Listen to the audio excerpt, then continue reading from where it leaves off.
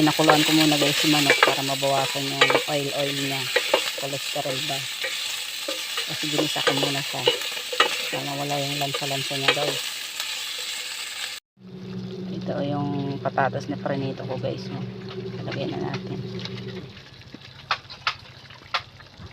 Titipid sa ugasol kaya sa takip nilagay. Diba? Kunting kuluran lang yan guys. Mamaya anguin na natin. Kunting kulon na lang yan. Yan guys, luto na si adobong chicken. Yan. Diba? Habang nagwawashing, nagluluto, aalaga, tutulong naman si Ate Misha. Yan. Hindi lang kumain. Tignan muna natin guys. Diba? Pwede na.